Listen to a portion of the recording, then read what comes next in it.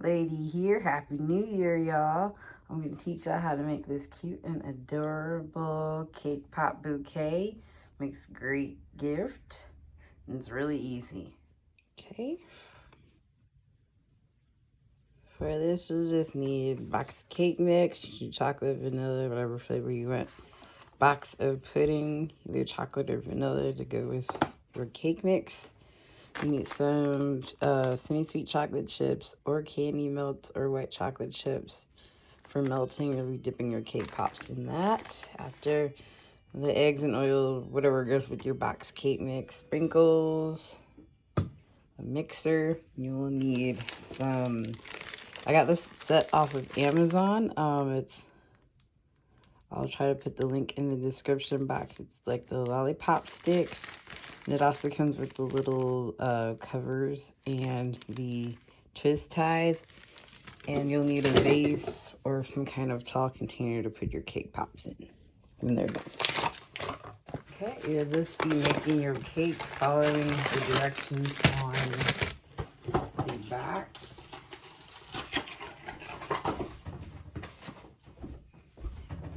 And I am using a disposable pan here.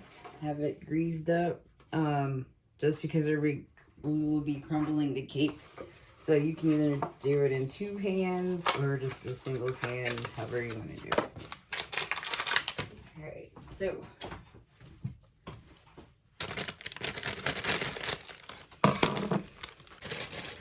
put your mix in. I'm going to add that packet of pudding.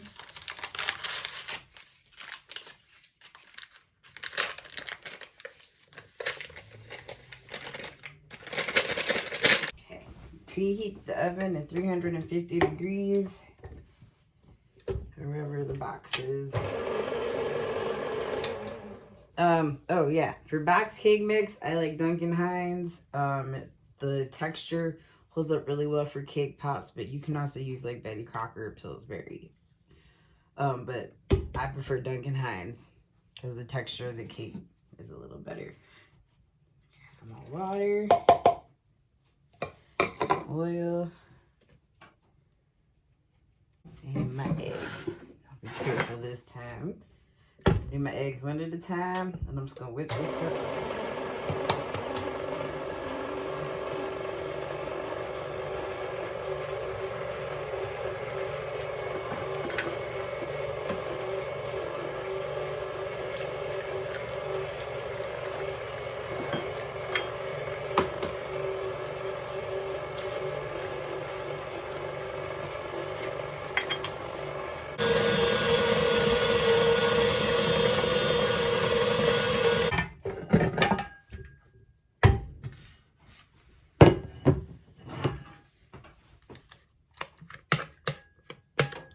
Put this in my pan, spread it out evenly.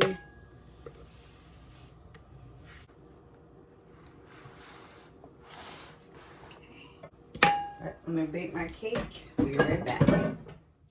Okay, I just got the cake out the oven. We're just gonna let this cool. And while it's cooling, I'm gonna go ahead and get the next things I will need. We'll just need a bowl. These cookie sheets. I got these nice disposable ones. Probably just need one. And a cookie scoop. And also a serrated knife. Okay, I'm gonna do this while the cake is still partially warm.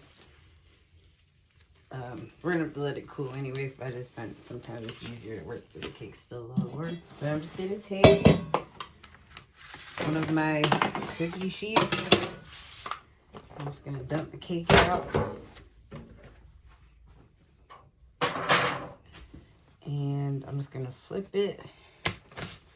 And basically I'm just gonna cut the crust off, like the harder parts, like the sides and the top. So that's where the serrated knife comes in. So you can just cut off the top layer. And you can eat this. And cut off the crunchy parts. And then you're just going to cut your cake into pieces and just throw it in your bowl. If you decide to use the crusty parts of the cake when you form the balls, sometimes it doesn't look very nice or you don't get a very smooth consistency. Alright, so now I'm just crumbling my cake. I'm using, like I said, wear some disposable gloves. It's a little easier. I'm just putting the cake in a bowl. Now you can use a tablespoon of frosting if you want to hold it together. I usually don't. I found out usually with Duncan Hines the cake is, you know, dense enough that it doesn't require any frosting to hold it together. So, alright, now you can eat these scrap bits of cake if you want. Make sure I got all of them. You're just going to, you can do this when the cake's cool. You're just going to smush it together. And you're going to let this cool.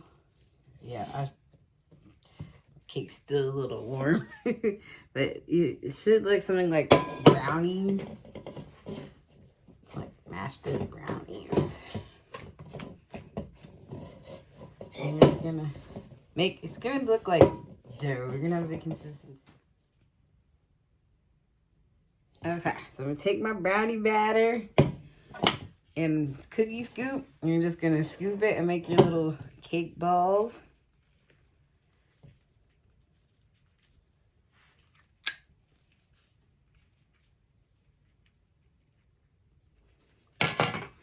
Give them a little roll.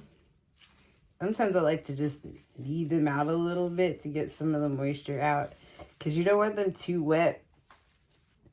Because they won't stay on the stick. So we're getting to that next part. So roll your ball and you're just going to stick it on your cookie sheet. Like that. And you don't have to spread them out. When you're done, we're just going to pop them in the freezer. Maybe about an hour or so, 2 hours. Just you want to make sure they're like frozen.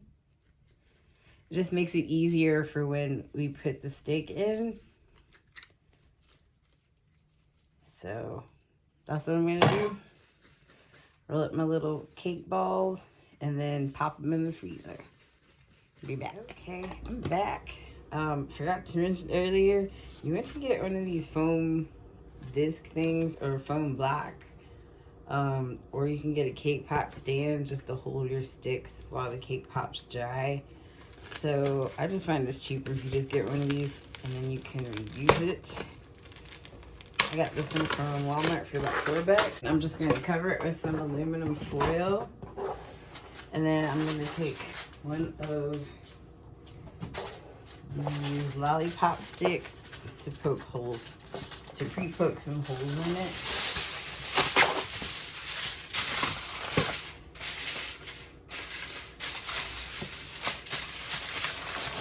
So this way, if you do it this way, you can actually like reuse the same block several times. And then if you spill anything, you just wipe it off and keep going. And then you may need to twist your stick a little just to get some. You can space out your holes.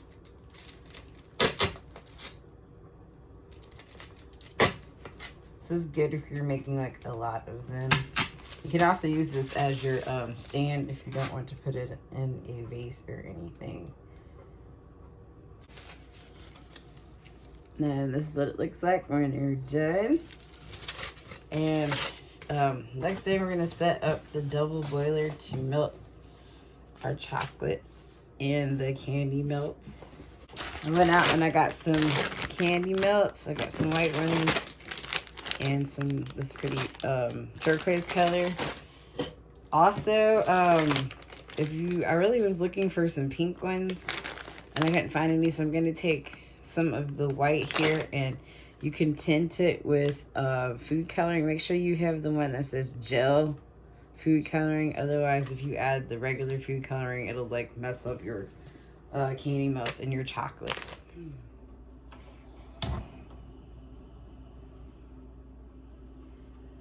For candy melts, you can either melt them in a microwave safe bowl or melt them on a double boiler. I prefer the double boiler. Just make sure whatever bowl you're using is really dried out, because water will destroy the candy melts or white chocolate. Alright, I have my bowl on top. I'm going to start with the blue candy melts, and I'm just going to stir it with a spoon. I have some canola oil here. You can also use some some vegetable oil to thin out your candy melts or your chocolate if it gets too thick. Okay, I'm back. Put some gloves on. I took my frozen cake balls out of the freezer. And I have my chocolate here. This is the kind of consistency you want. You want to make sure it's still warm-ish. Okay, so now all you do, take a stick, dip it in the chocolate, and then skewer it in your cake ball. And you let it sit and dry. You want to do this so the stick stays in the cake pop. It's kind of like an anchor. So you just dip it in, stick it in the bottom. Something that looks like that. Now, this is nice if you have like a deep cup or something to dip these in. I don't have that luxury at the moment, so I'm just gonna grab one of my cake balls and grab a spoon and just drizzle the chocolate over. You dip it in most of the way and just use a spoon to coat the rest. You don't want it too thick on there, so you can give it a little shake, a little swirl. You know, something like this. And then I'm just gonna sit it in my stand to let it dry. And before it dries, that's when you add your sprinkles. Add a little bit of sprinkles on there. Oh, really can't see it from here. Tilt that down so you can see. I added a little bit too much chocolate, so it's gonna drip a little. So, kind of want to work fast. So you want to get like a big puddle, dip it in, and then you can just kind of slowly turn it and lift it out. Drip off as much of the excess as you can.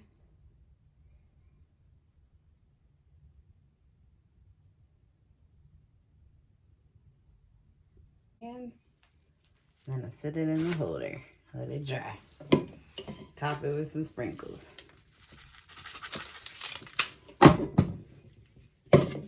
Right. Okay. So again, take your bowl, your pop, dunk it, and then you just kind of make sure it's coated really well. I like to use a spoon to help get those spots I missed.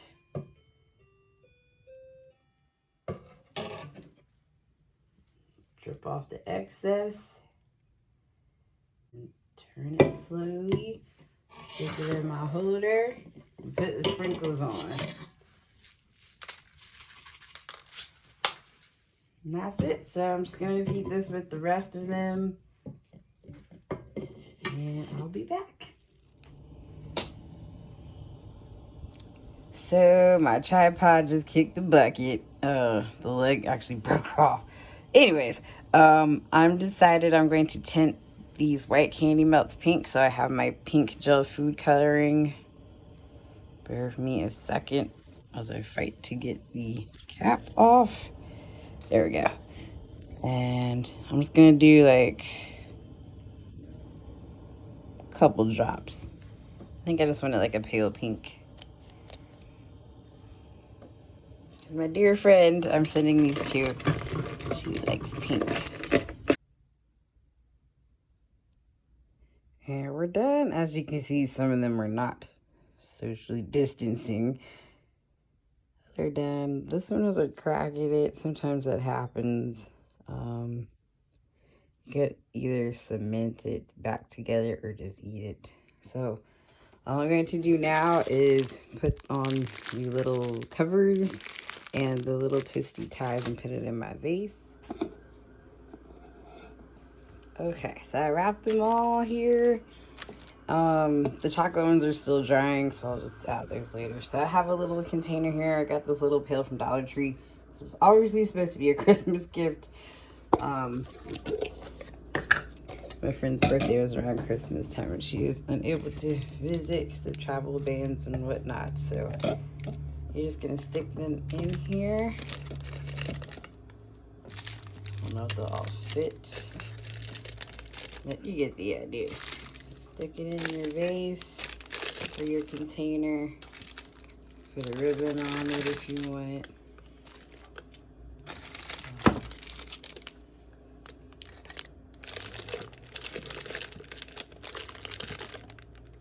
It's cute.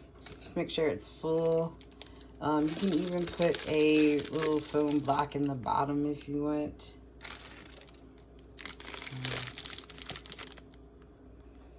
That's pretty much it. That's how you make a cute little cake pop bouquet. So y'all know the drill. Like, share, subscribe, and I'll see y'all next time. Bye.